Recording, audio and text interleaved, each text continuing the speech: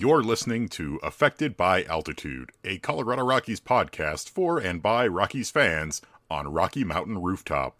Thank you for joining us as we discuss all things baseball and Colorado Rockies.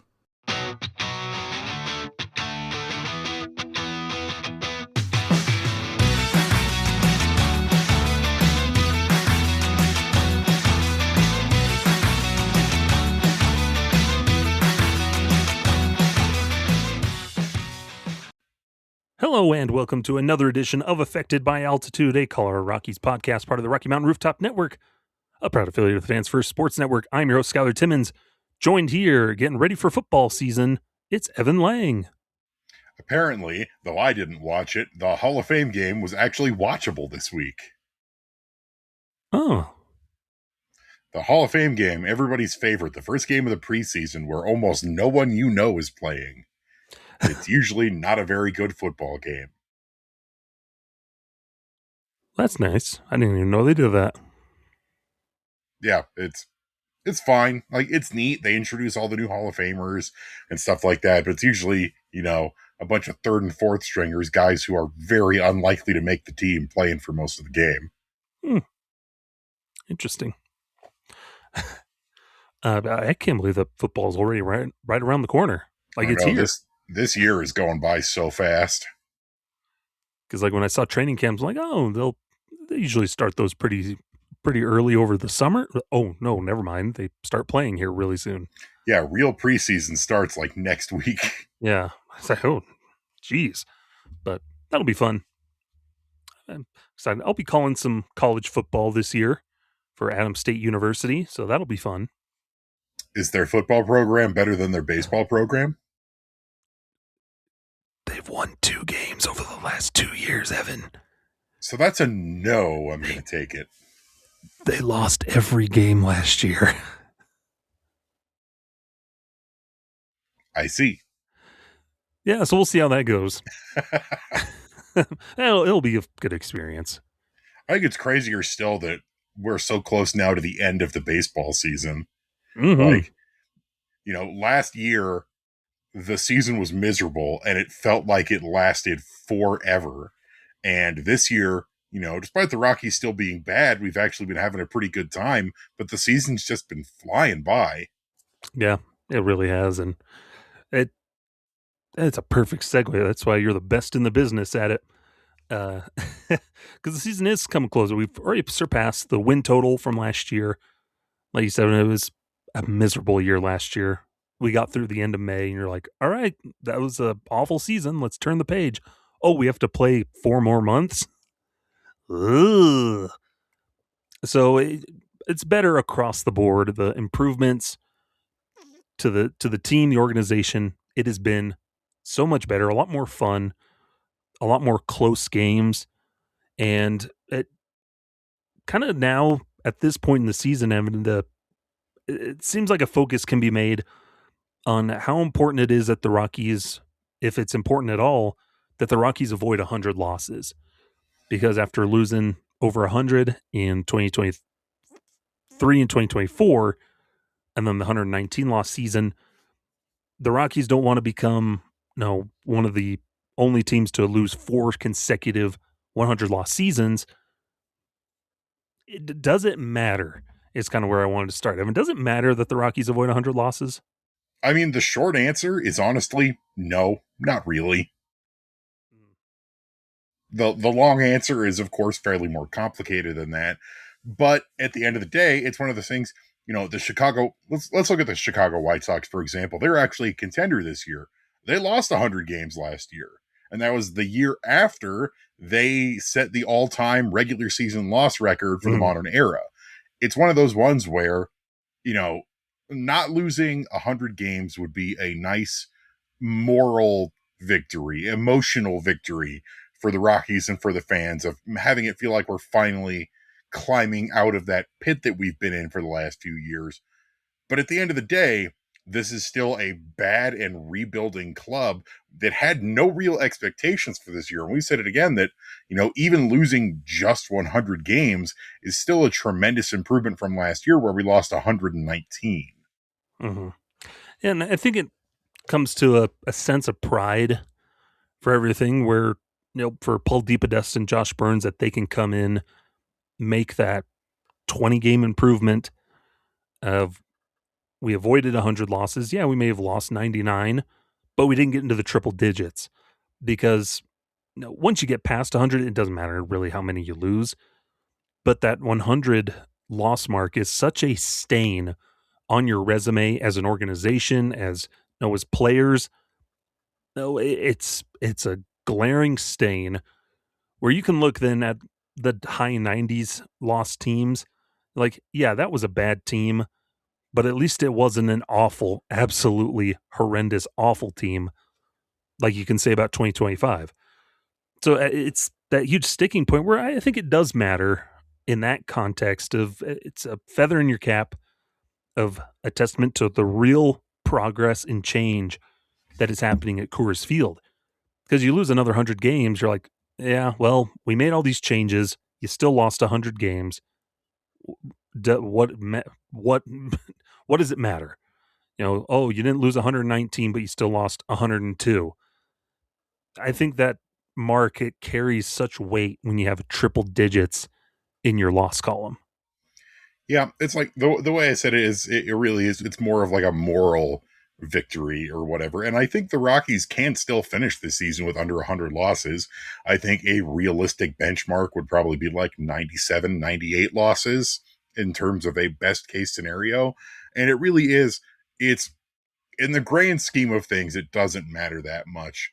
But in terms of the emotional weight that would be lifted off the team for both the players and for the new front office of saying, we came in and we turned things around to a degree that you can see significant progress, because you and I, Skyler, we look at the team, and no matter how many losses they finish with this year, you and I are going to be like, you know what, that's progress. Look at what we did this year. They successfully, raised the foundation a little bit, like was the plan the entire time. But for your average fan, for the layman viewers, they're going to go, oh, well, just another season where they lost 100 games. Still, the quote unquote same old Rockies, despite the Yeah. fact that this is very much not the quote unquote same old Rockies. Well, they They've been trade away all their trying, good players, Evan. they've been trying new things. They've been significantly better at the plate all year than they were last year. Even on the road, they've been largely competitive. I look at all of the games that were very much the Rockies were in it. And again, it's another moral victory, but an overall shortcoming of all the games that the Rockies were in until the very end, but still lost compared to last year. Where last year it was always, after one or two innings, the Rockies are down by 5-6 runs, the game is over. Versus Yeah. this year, even today, the Rockies lost to the St. Louis Cardinals today, 7-4. But it was a game that they were very much still in at the end. Like, they could have reasonably still won the game, despite the fact that they went down by 3 runs heading into the ninth inning. Yeah. Or they could have easily swept that series if they could have gotten a hit in the clutch on a Friday or on Saturday, pardon. Where they had 10 hits but scored 1 or 2 runs. So you have to look in the, I think, really look in the weeds of a lot of that stuff that a record doesn't tell you. But I think it matters to not lose 100 games. It really does. Like, to the organization of the players, even for me, it's more than just a moral victory. It's it's a sense of pride that you don't lose 100 games. Even if it's 99, right? At least we didn't lose them. Like, it matters. I think just it's part of the morale and part of just not sucking. If that makes sense. Yeah, but if I agree with you immediately, then we don't have much of a conversation. I know. But then we can get this show over and we can both go take a nap. I got other stuff to do today. No nap for me. And I might get to go see Spider-Man. Who? Spins a web any size. Catches Who? thieves just like flies. Oh, Spider Pig. But no, it really is. You can tell from everything that the front office says, from how the players say, that they've got the feelings writing on how this season ends. And the team especially has been, like we said, they're fighters, that they're trying to stay within every game. Warren Schaefer has said they wake up every day and the plan is to win. And Yeah. they don't always win. They frequently don't. But there's no there's no giving up on this team.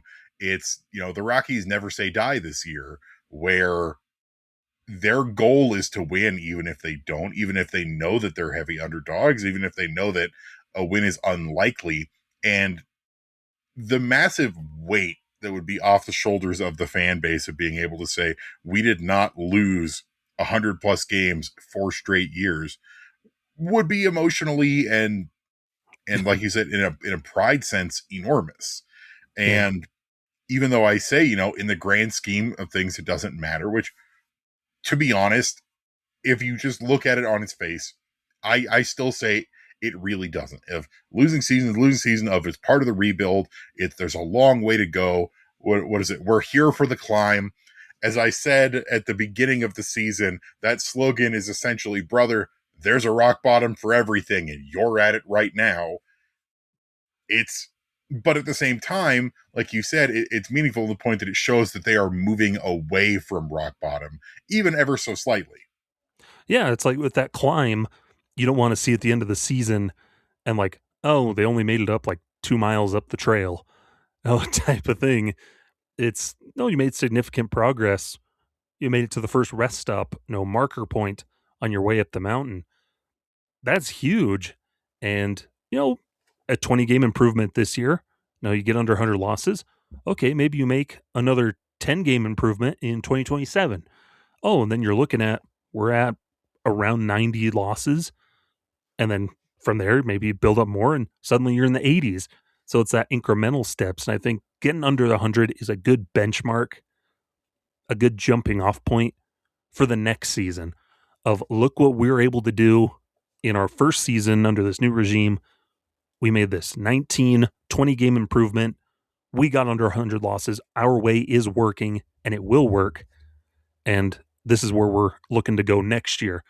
I think it sets up the Rockies so much better just moving forward for them to appeal to other players, free agents, to say, look what we were able to do this year. We think you can help us get the next 10, 10, 20 wins that we need for the next season to become a contender and that type of stuff. I think it just sets the table a little bit better.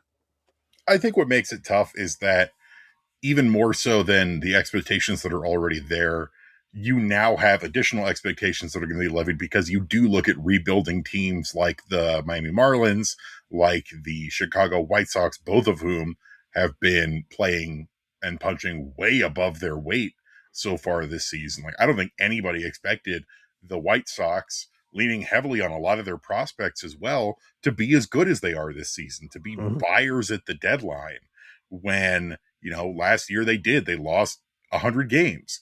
And we've seen this before of other teams who were able to bounce right out of a 100 loss season and become more of a contender. We saw it recently with the Arizona Diamondbacks, with the Texas Rangers, both the participants in the 2023 World Series. And now for the Rockies, you have the added expectation of, well, all these other teams did it, so why can't we do it? But Yeah. you want to be able to show that with the Podesta, with Josh Burns, of our new philosophy, our new leadership means we can potentially do it. And showing that you're ahead of schedule by not losing 100 games this year is a big part of that. Yeah, absolutely. And it's a good little segue here as we close out this segment.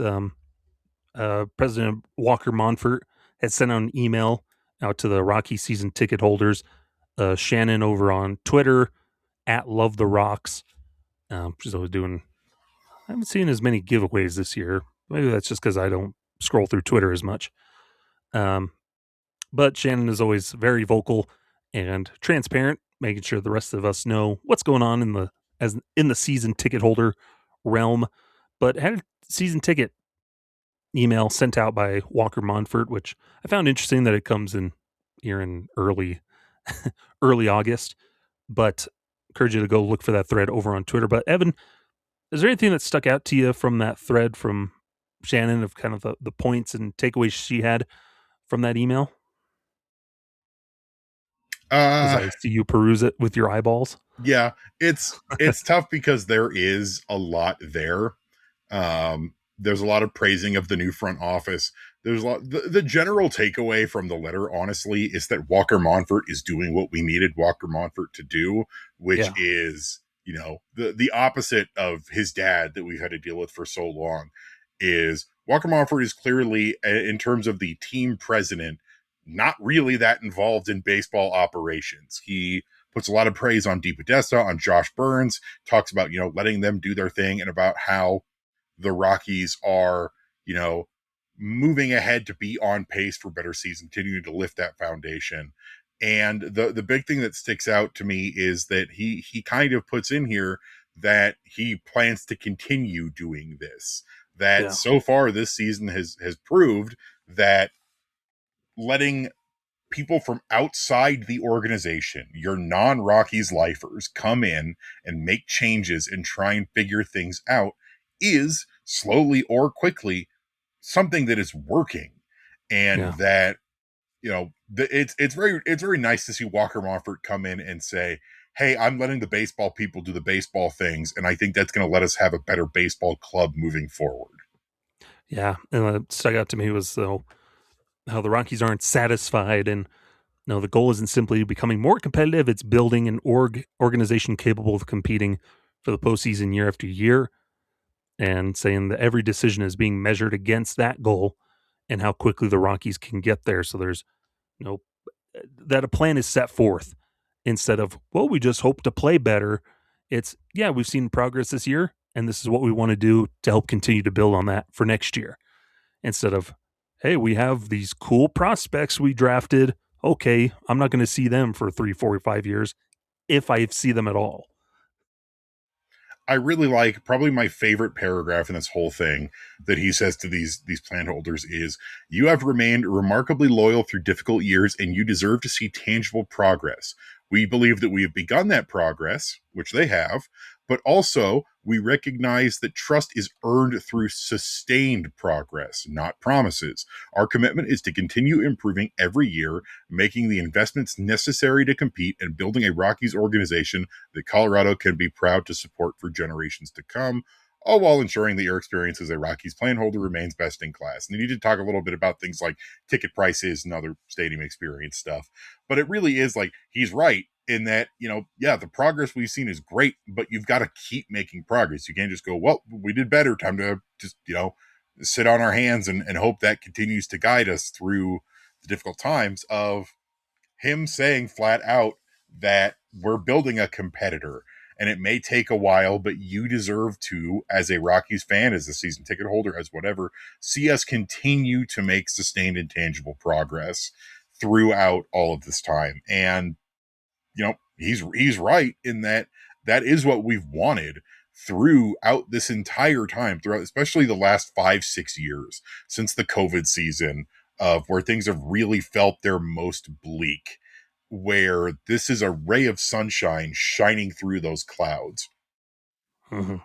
And I also Yeah. really appreciate, he ends the letter with going, hey, I hope you all come out and be part of a Q&A session with Paul DePodesta and myself and some of the other front office people, because we've continued to talk about throughout this season, Skyler, the amount of transparency, the amount of availability that we have seen now through the front office this season has been such a tremendous change from years past, where you never heard anything from Dick Monfort. You never really heard anything from Bill Schmidt other than like some very short, breathy interviews every now and then. They never really talked about or explained anything they did or what the progress was. And that's the biggest marketed change for me, is that we're actually hearing from the organization on a regular basis as to what it is they're doing and why it is they are doing it. Yeah, I wouldn't be surprised. No, they'll have their exclusive season ticket holder Q&A session, and then I wouldn't be surprised if they have a normal postseason, after the season press conference with the media to kind of just recap and like, hey, this is what we liked and this is what we hope to do going forward and stuff. It's just nice to have them operate as a normal organization instead of whatever the heck they've been doing for the past 30 years. Yeah. Fun stuff. But I think that market in progress is avoid 100 losses. Can they win 17 more games? Yes, probably. Okay. It's not impossible. Like, it's been kind of a frustrating last week because, we got swept by the Rays and then we dropped 2 or 3 to the Cardinals, and some of those games are very winnable. But the fact that those games are winnable kind of means that, there's a chance to win other games outside of these. Yeah. Yeah. Fun stuff. But yeah, it's 2 months to go, and that's just a number to keep an eye on.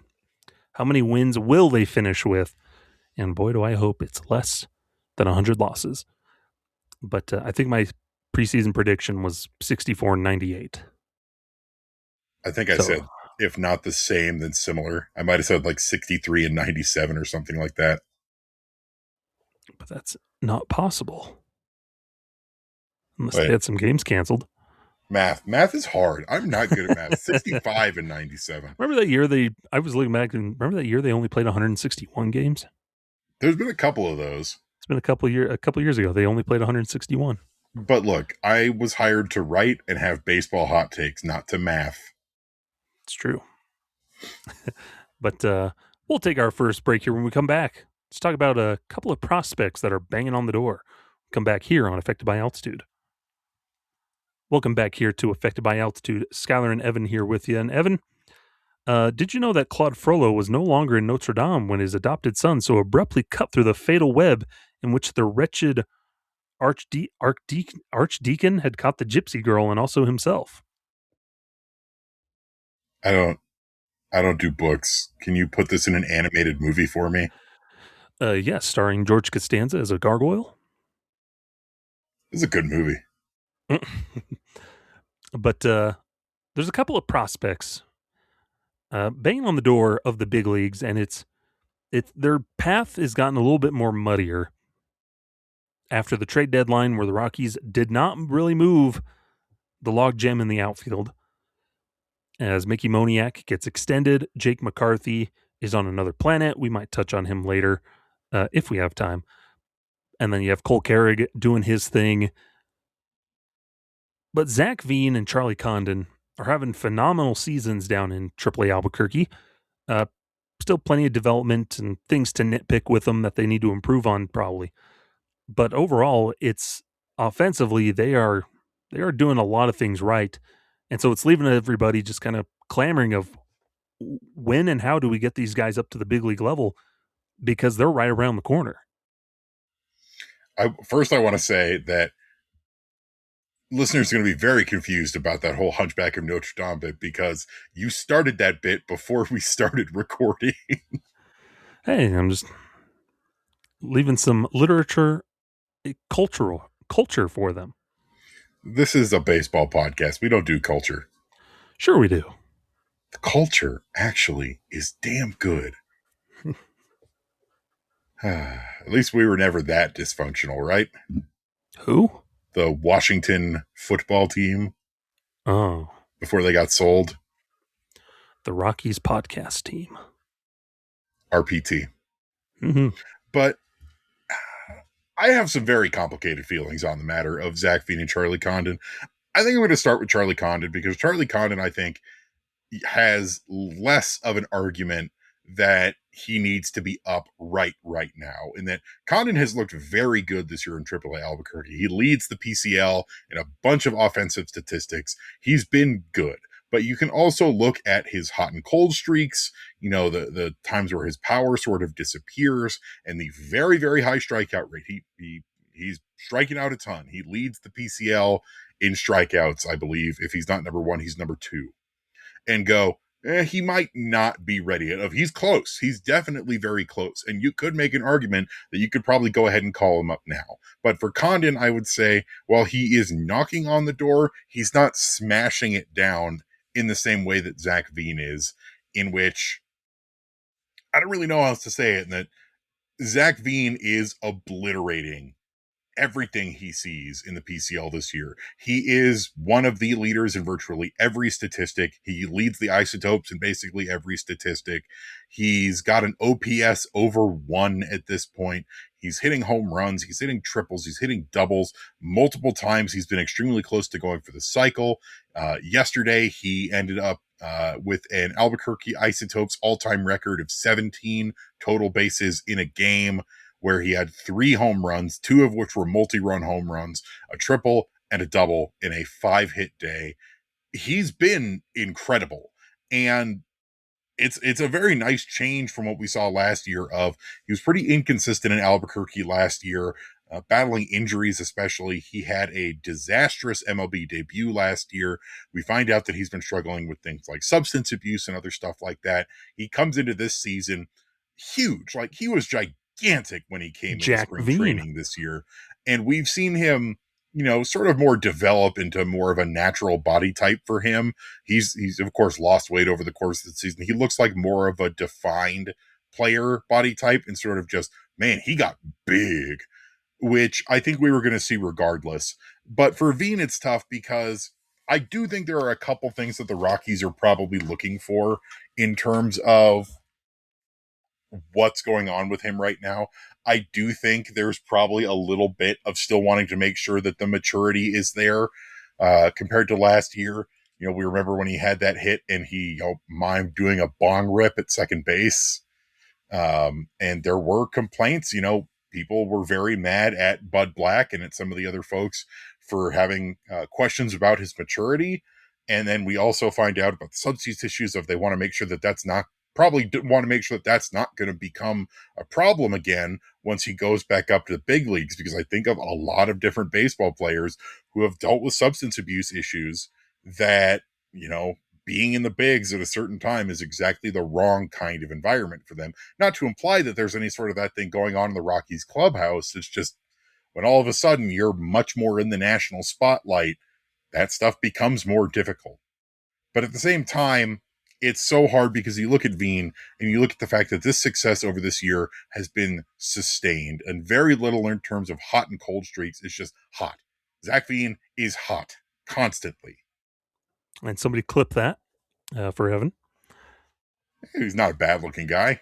There you go.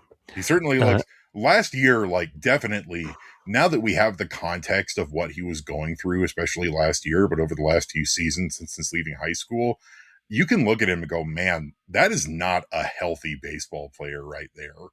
Yeah. And you look at him now, especially in terms of, he's lost a little bit of the speed because he's bigger, but he's still very quick. And you can go,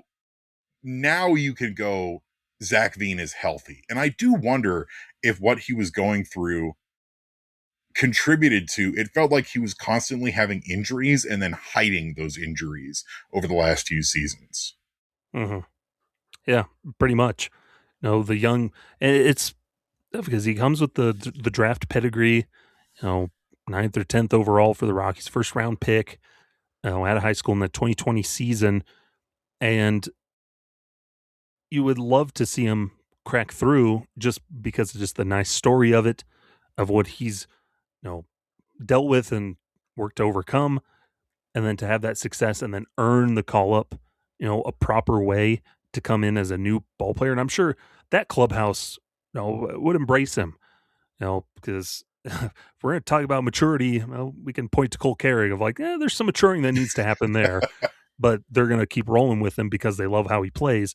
Zach Veen can be in that same thing. It's a different set of circumstances for him. And there would have to be other safeguards in place to help him. And I'm sure the organization's thought about that, and they would figure out a way to work on that. But I do think part of that is why they extended Mickey Moniak. Yeah. In that they really in addition to what he's brought on the field, his defense has been markedly improved this year, in addition to being a very solid and consistent bat for the Rockies, especially against righties, is that they really like the clubhouse presence of Mickey Moniak, the stability that he brings in a rebuilding clubhouse. And I think that's why a lot of guys like Brett Sullivan are still with this team. Tyler Freeman, even though he has been pretty bad, there's there's a need for stability in the clubhouse. And I think that's part of what they're setting up, and that they want to have a nice, stable clubhouse for when Zach Veen gets called up. And I do think he eventually gets called up. I don't think we have seen the last of Veen in an actual Rockies uniform. But at the same time, it's a weird mix of all the other stuff that we just talked about, and now it's finding a place for him to play because the Rockies didn't really move or change that much for their everyday starters at the deadline. Yeah, it's tough because he's also left-handed, another left-handed bat. There's probably some questions about his defense, but this is also a team that regularly rolls out Troy Johnston and Tyler Freeman in right field. So uh, I think that that that problem becomes pretty minute, pretty quick. But it's tough because he's left-handed, and then your starters, your primary outfielders, are switch hitter in center field, and then no Mickey Moniak and Jake McCarthy. So, and you've already got quite a few other left-handed bats on the roster. It makes it hard to add in a Zach Veen just because you're losing kind of the platoon split advantages and clogging up. No, in order to add him, you have to make some really tough decisions of guys that you like and kind of fit a mold of the type of guy that you like with a Tyler Freeman or a Troy Johnston or Edward Julien. Now you got to figure out what to do with them, make some hard decisions to add a Zach Veen, but then can he thrive in a part-time role instead of playing every day? Like, these are tough questions that you have to try and figure out. Yeah, because for at least for Mickey, you have the ability to platoon him way more, and you have the ability to play him at DH, which I think is where he's going to end up spending a lot of time, especially next year. But for guys like Jake McCarthy, who you want to play him every day, no matter what, because he's your leadoff hitter and he is crazy good right now, that's a different story. And for Cole Carrig, who they have very clearly committed to being the everyday center fielder, which is great. That's exactly what we needed them to do. But then you've got questions like, all right, what are we going to do with Jordan Beck, who's been in more of a platoon role right now and is back up with the big league team because with Doyle gone, they needed another right-handed bat. And I do have no problem with them calling up Beck. He's 25. He's a former top prospect. You got to get him some playing time. But right now, that's very much more in a part-time role. And do you want that same kind of role for Zach Veen? And like you said Yeah. about Troy Johnston and Tyler Freeman, they're guys that the organization really likes. They're very clearly clubhouse glue guys, but Johnston has fallen way off over the last month or so from where he was at the beginning of the season. And Tyler Freeman is such a bad defender that he is the worst player in the league in terms of valuability and wins above replacement. He's worth -2 wins above replacement per Baseball Reference. Yeah. And what he does do offensively is just not enough to move the needle. Yeah, it's Remember when he would very bat cleanup a lot? empty calories. Yeah. It's very empty calories. That's a good way to put it. But yeah, remember when he was batting cleanup? Hasn't he batted cleanup before? They did that a Yeah, couple times there's been some last strange year. Rockies lineups this year. And I know it annoys some people, but you got to credit Warren Schaefer with he's always willing to try new things. It's like, oh, with this guy here and this guy here. Oh, what if such and such batted cleanup, even though it makes no sense? Well, like what they're doing with Luis Ariz in Philly. They've plugged him into the 4 spot because why not put the one of the best contact bats in baseball? Yeah, he's Hitting at the very behind some of least the a best guaranteed sluggers. base hit. Yeah, with guys that are ahead of him that he can drive in. But yeah, with Veen, it's you got to make room for him, and then September call ups. There's probably some service time manipulation in between all of this. With Condon and maybe with Veen as well. Just trying to set the stage of when you need him. With Condon, maybe you see him in September. If not, he fights for a spot in 2027 pending season. But Veen, he's already on the 40 man, and eventually time's going to run out where you have to make some decisions. And I have the feeling, Evan, where I wouldn't be surprised if, coming spring training, if and when it comes in 2027, that Zach Veen is not a Colorado Rocky anymore in this organization and that he gets traded away for something.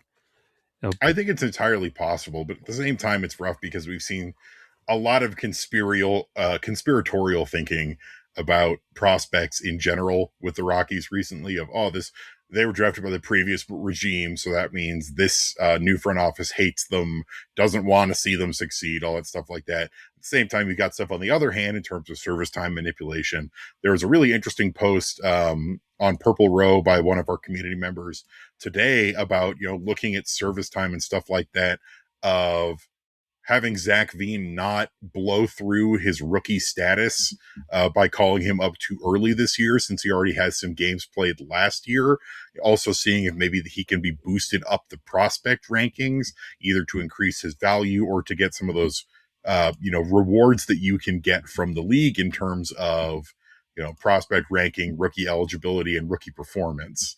So it's kind of all over the place. You can see multiple things. And I don't think it's, while there definitely are prospects and players that have probably fallen out of favor with the organization, your Adael Amadors, for example, where I don't think the Rockies trade for a guy like Connor Norby if they aren't, you know, probably on their last bit of patience with Adael Amador. But for guys like Zach Veen, who have the draft pedigree and this year have the performance, I think it's going to be a mix of both in terms of they are really heavily evaluating where he fits in this season. But they're also probably looking at what they can do to put themselves and an organization in the best place moving forward, either with him on the roster or with him not on the roster. Because he's still quite young, and you can probably, I bet, if he continues to be this hot throughout the season, I think you're absolutely right, and that you can dangle him in front of a team and go, give us a lot for Zach V. Yeah, give us a major league ready starter. I think it wouldn't be a blockbuster trade. It's, you know, we swap him and we get a big league pitcher back in a 1-for-1 type of thing. Like that could entirely be, or we package him with something else. No, it's just hard to imagine of how do they fit him into this roster in an already crowded outfield, because he's only an outfielder, and the Rockies essentially have what, like 5-6 outfielders on the roster already at the moment. So it's tough. There's too many mouths and not enough plates at the table. And at the same time, you never know if maybe the Rockies will surprise us and do something wacky in the next couple of weeks. I remember being very adamant early in the season that they would not call up Cole Carrig as early as they did. And I was completely wrong. And there's entirely a possibility that maybe in the next maybe even in the next few weeks, you see them, you know, DFA Edward Julian, or you see them get rid of Troy Johnston or Tyler Freeman or one of these other players who are probably not going to be part of the team over the next couple of seasons. You know, I think they're going to work out things with Jake McCarthy if they want him to stay put, and they've already worked out an extension with Mickey Moniak. So then you've got to pick, you know, your one other outfielder, and if it's going to be Veen, then, you know, these are guys who are not really here for long term, especially I think Tyler Freeman, who can play neither right field nor second base, but is labeled as a right fielder and second baseman. Yeah. No, it's tough. Everybody's just got to learn new positions. Zach Veen, you're a shortstop now. Yeah, I mean, but you look at a lot of different guys on the roster. Brett Sullivan is having a lovely season, like probably the best season of his career and one of the most memorable of his career. But he's a 32-year-old backup catcher and mostly minor league journeyman. You can't really say this is a guy that's part of our future, that's part of our contention window. So what do you do with him? It's the Rockies. Keep him around because he's a backup catcher. The Rockies are in a very weird spot right now, which I have no idea what this roster is going to look like in the next 2 years. And that goes back to the trade deadline with it left more questions than answers of you could have easily cleared some clogs in the system, but instead everything stayed put, and then you still haven't done anything with the log jam. So we'll see what happens in the off season, I think. And I don't feel like they're going to, I think I'm at a point where Veen, a September call up with a pitcher, though teams always bring up an extra catcher during that final month. I don't know. Braxton Fulford coming back. So we'll see what happens, but it's just interesting to see. I don't think we see Condon at this point. I feel like he's just going to ride out the year in Triple-A, and then he gets his shake again in spring training. Which honestly I wouldn't mind because it would be his first like fully healthy season with the organization to begin with. Yeah, And even then he's missed some time due to injuries. yeah. So we'll see.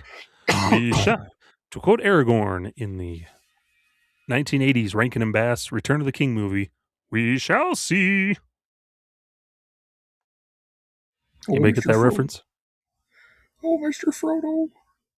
Oh, it's the wrong movie, Evan. Son of out of many colors. Oh, yes, Mr. Frodo. Oh my! Oh hooray! Remember when we used to have a soundboard? Oh, I have it. I just need to reconfigure it with my microphone and whatnot.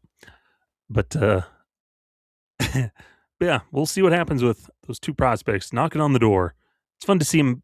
It's fun to see both of them just have good seasons in general, and those good building blocks, and hopefully set the stage where then they can have good big league seasons and careers at the next level. Yeah. But It's one of those ones where for all prospects, you want to see them succeed regardless of what level they're playing at. And it's been fun to watch Zach Veen just absolutely rake in Albuquerque.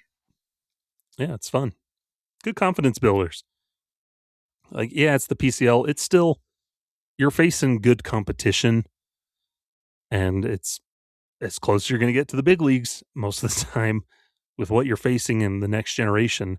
Guys knocking on the door, so it's good for them. It's also by far the most watchable the Topes have been in a couple years. Mm-hmm. Hey, they're still hunting for that first winning season since 2016, something like that. Yeah, it's not been fun to be a Topes fan since they joined the Rockies family. Yeah, yeah. But shout out Albuquerque, they're diehards out there. Good for them. But we'll take our final break here. When we come back, we're just gonna kind of do some quick hits on some things uh, that we haven't been able to catch up on or just want to chat about. So don't go anywhere. We'll be right back here on Affected by Altitude. We're back here on Affected by Altitude. Skyler and Evan here with you, bringing it home. Uh, Random things to just kind of chat about. First one I want to talk about, Evan, here is Ezequiel Tovar has been showing some signs of life at the plate, which can't be said for most of the season. But as of late, he's another one of his little stints where we're starting to see signs of life. Unsure if it's sustainable or if he'll continue it on. But there's Yeah, life. Tovar is in such a weird spot right now in that this has been, without a doubt, his worst season since reaching the bigs. He has been, pretty objectively terrible at the plate. And for a while, he was even hitting below the Mendoza line of like, for most of July, he barely hovered over 200 and then spent the second half of July hitting under 200. Mm-hmm. And over since the All-Star break in the 16 games since they've been back, not including today, he's he is showing signs of life. He's got 2 doubles, he's got a homer, he's drawn 5 walks, which considering his total of walks for the season is 23, so that's pretty rough. That what is it, a fifth already of his walks have just been in the last month or so. Yeah. His on base percentage is actually above 300, which his overall on base percentage for the season is at 253, one of the worst figures in his career. And he's actually not striking out that much. In 16 games, he has 15 strikeouts. So around a strikeout per game, which is reasonable. But he's just still not really finding the results. And we still see him have these at-bat damaging, game-changing chases of pitches that are not competitive, that he has no real right to be swinging at. And you just really wonder, when are we going to see Ezequiel Tovar if not find the form that he had in previous seasons, because we know he's capable of better than this. But when are we going to see Ezequiel Tovar just finally start making contact with the ball on a regular basis? Good contact, productive contact. Yeah, and it's tough for him because just the nature of his swing and how his progression to the big leagues, where he did not spend a lot of time in Triple-A. No, he was rushed up to the big leagues to take over at shortstop because they're like, this is our guy, so we got to get him up here sooner rather than later. And I think that's what's gotten the team into trouble where he hit that ground running. It got that 2024 season, 23-24 season, one of those two. Whichever one he had a bunch of homers. Right? You could see the tops of what he can do, but it's so much of the things that people say, oh, you can't teach chase, you can't. Yes, you can. I refuse to believe that you can't improve a player's chase tendencies and all that stuff. Yes, they're big leaguers. And if they aren't learning, okay, then cut them loose and turn to something else. But Tovar, you can see that he's trying to make the adjustments. And you can see when he's on having those good adjustments that he can be impactful at the plate. But I think he's gonna have to really spend the offseason really, and it's gonna be tough with the lockout. He's gonna be doing stuff on his own. And so he's gotta focus on that and really focus back on taking good at bats, being patient, cutting back on the aggression because Yeah. you can't handle 3 pitch at bats where it's strike 1, strike 2, swing and a miss, strike 3. And it's so peculiar because you look at how far removed he feels from his 2024 season, where he was worth 3.6 wins per replacement. He led the league in doubles with 45. He had Yeah. 26 home runs. But then you look at all the negatives of that season, where he only drew 23 walks, which is his current total for the season this year, and he had 200 strikeouts. Like, Tovar is on pace to reduce his strikeouts and increase his walks from that season, but everything else has just been so much worse. Yeah. So it's nice when you can see the signs of life, but there's so much more that he has to do because we've seen, Anthony Volpe for the Yankees got demoted to Triple-A. Doubtful he ever shows up in a Yankees uniform again because they just called up their top prospect to take over at shortstop. And Tovar's kind of on that same. He's been on that kind of same trajectory with Volpe, coming up relatively close together and into the big leagues and this stuff. So we'll see. Excellent glove, but the offense just isn't there. And even then, his glove has not been as good as in previous seasons. Part of me wonders if that weird lingering hip injury he had last year is still something that's bothering him. But at the same time, you've really got to wonder how much leash he has with the team right now, because he's not the only guy on this team that can play shortstop. And there are moves that can be made. You want to make room for Zach Veen? Yeah, you can put Cole Carrick at shortstop if you need to. Move Jake McCarthy to center, Veen in left. There you go. But it's frustrating to see because Tovar, much like Jordan Beck, who a lot of people have already given up on Jordan Beck, Tovar is still crazy young. Like, people discount how young he is because he's been in the league now since 2022, but he's only 25. Like, there are prospects that haven't even reached Triple-A in our organization that are older than Ezequiel Tovar. Yeah, and it's tough because you have to stick with him because of the contract that he signed to and the money committed to him for several more years, and that contract just gets more expensive year after year. So he's got to figure it out. Like, you're kind of stuck with him unless you want to pay it down the contract to send him off somewhere or just eat the money. And this team hasn't shown that they're willing to really eat the money quite yet. Betting Chris Bryant in the offseason. We'll see what happens. But it's nice to see little evidence that of old Tovar at the plate, but there's still so much he's got to do this offseason. So hopefully it Yeah. works out. I mean, there is the fact that he is cutting down on strikeouts and increasing his walks does show that Tovar is putting in work, and we know that he's probably putting in work.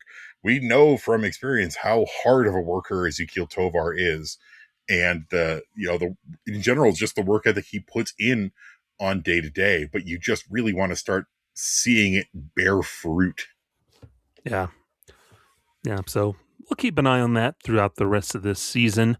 Uh, One thing we never got around to touch on, Evan, is that Kyle Freeland threw a complete game his last time out at Coors Field right before the trade deadline. Uh, he thought maybe this would be his final, the potential of it being his final start as a Rocky. Turns out, no, he's going to still be a Rocky through the rest of the season. But yeah, throwing a complete game his last start at Coors Field was a pretty cool moment for old Kyle Freeland, his first career complete game. Yeah, and it was vintage Kyle Freeland too. He looked great. He was efficient with his pitches, his breaking stuff, especially his knuckle curveball, were really, really on point. Like this was a weird, rare glimpse into the Kyle Freeland that I want to say could have been if 2018 wasn't a fluke for Yeah. him. Of If they it didn't was a screw up his mechanics the it next was a year. great appearance, and you think about the fact that Kyle's had a rough season. He came into that game with a 7.34 ERA, and he left the game having had it drop all the way to 6.81. And having an ERA drop that much this late into the season is crazy to me. But it's not been his best year, and he'll be the first to admit it's not been his best year. There are things that are working. Certainly, he's getting more strikeouts than really he ever has.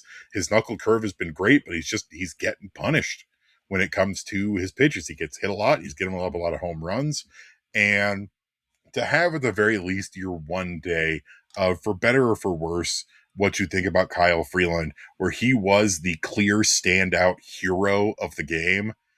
Yeah. And when we were getting into that, when we were in the ninth inning and there were some signs of struggle and you didn't know if he was going to make it through, and man, watching that, you wanted it so badly for him to get that complete game. And it was clear that the clubhouse, that Warren Schaefer and Kyle, they all wanted it really badly for him. And so for everybody to come together and make that happen Yeah. makes me happy. It's nice to have at least one, final classic moment for Kyle in a Rockies uniform that you can point to of, man, remember that complete game that he threw in 2026? No, because the vesting option, it's not going to vest. And so it's basically a mutual option, and the Rockies would not be wise to accept, to exercise that option for the monetary value. Do you consider bringing him back? Maybe. But it's nice to just have one final moment in the sun at least. Maybe there could be another here before the season's over, but at least you got one in the bank that you can always that can be the swan song of like, that was Kyle Freeland at his best. Yeah. Fun stuff. Good old Freeland. Other quick hits here.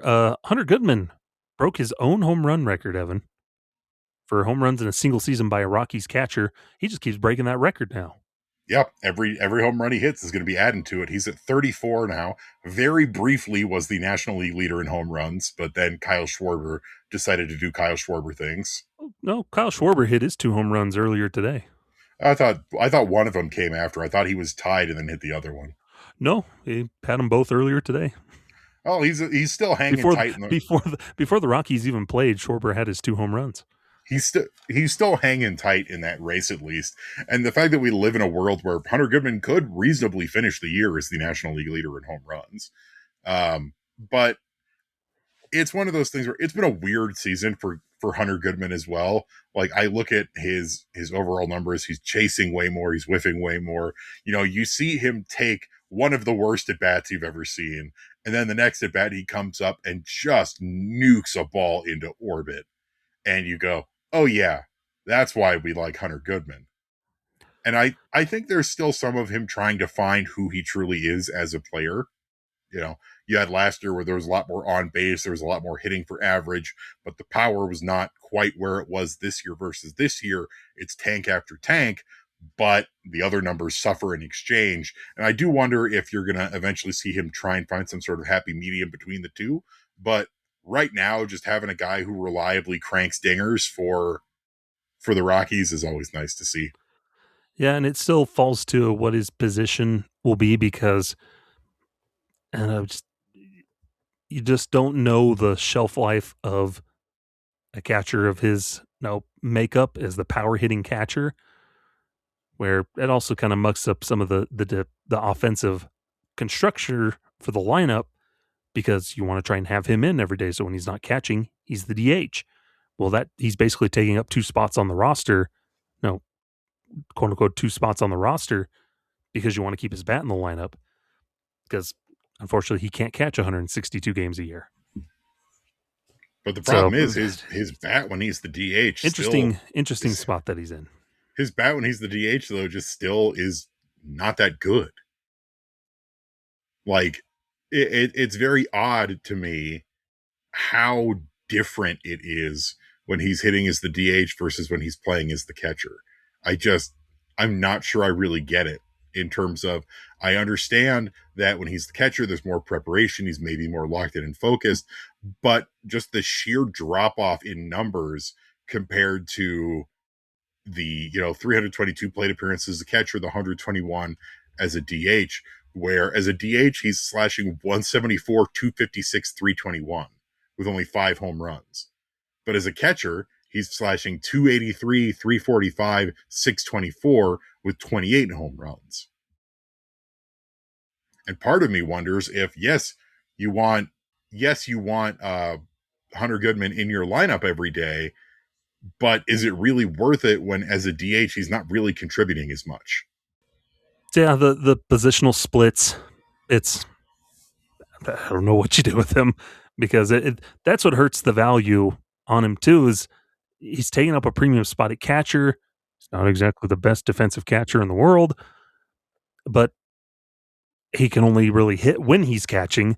So it's kind of the catch-22 of what do you do? Is it worthwhile when there's other guys who can fill the DH spot who The maybe catcher 22. All right, that's it. We're ending this. Sorry. No, it's really tough because you wonder if in future seasons you really just do want to say, all right, well, Hunter Goodman, you'll play 90 something games as the catcher, and maybe we'll sprinkle you in as DH in some other places. But then every other day you need, Mickey Moniak or someone to be the DH. Because when it's like you said, when Goody's playing DH, you can't slot anyone else into DH there. But when Goody's playing DH, he's just nowhere near as productive a hitter. Yeah, real quick here. I want to look up what does Cal Raleigh do? Like, what was he doing in 2025? Being a lot better than he is this year. Yeah, that's why you're also worried about, like, you got to strike while the iron's hot sometimes with your offensive-minded catcher. Because Cal Raleigh, let's see, incredible season in 2025. Let's see, position-wise, in 2025, 121 games as catcher, 38 as the DH for the Mariners. This year, 67 games at catcher, 18 at DH. He's also been hurt and whatnot too, so he's missed time. But still, it's 121 games of the year, and like in total, he played 159 games in 2025. Like that's a lot of work for a catcher. And we're seeing probably because of that adding up offensively and whatnot, he's struggling this year. Yeah, it's a real tricky situation they find them in, and part of that is because the Rockies did not trade Goodman at the deadline, and like we said, I don't think there was really a win or a losing situation there unless you got as crazy a haul as the Orioles did for Adley Rutschman. But it's definitely a question that's going to have to be answered throughout the rest of the season and for next season and beyond of if Goody can't become at least a somewhat productive hitter at the DH. It's like, yeah, he had a home run as the DH today. Great. But that was only his 6th of the year as the DH. And you've just really got to find a way to make this work for Goodman. And if he can't be a productive DH, then you've got to find someone else who can. And then he just stays as the catcher. Yeah. And then he needs to do a ton more to fix his defensive side of things. So, I don't know. Start training up that arm, Goody. Mm-hmm. Learn to throw it to the base. To the base. Well, you mean you're not supposed to throw the ball directly into center field? Or to the left or right of second base? And then into center field? Yeah. I don't know. So it's interesting, but he's still having a great year, and hopefully he does beat Johnny Bench's record. It's got 2 months. Month and a half. We shall see. But I think that'll do it here for this edition of Affected by Altitude. Evan, where can the folks find you? Find me on Blue Sky at evanlang27.bsky.social. As always, I'd love to hear from you. Catch me doing various odds and ends over on purplerow.com. And remember that you can find Rocky Mountain Rooftop on all of your favorite podcasting platforms of choice. Apple Podcasts, Spotify, iHeartRadio. If it's got podcasts, we are probably on it. If you do listen to us on one of those platforms, please leave us a rating and a comment. It really does help us to spread our engagement. Remember that you can find Rocky Mountain Rooftop on most social media platforms, including YouTube, where you can catch the video version of the show. If you do watch us on YouTube, you remember to smash that like button and hit the subscribe button for new episodes every week. Remember that our handle on all of those, including YouTube, is at Rocky Mountain Rooftop. That's at ROCKYMTN Rooftop. And find me over on Twitter's at Skyler Timmons, or on Blue Sky as Timmons13.bsky.social, and then also writing for purplerow.com, Wednesday rock piles and Thursday thingies. Fun stuff. But that'll do it here for this edition. As always, we appreciate you tuning in. And until next time, I'm Skyler. That's Evan. Hit 'em with it. Farewell. I wasn't confused. That was just my normal face. That's just what it looks like all the time. It's my existential crisis I have every episode. This has been Affected by Altitude, a Colorado Rockies podcast with Rocky Mountain Rooftop, a proud affiliate of the Fans First Sports Network. Catch new episodes every Monday on wherever you get your favorite podcasts. Be sure to follow us on YouTube as well for video versions of the show.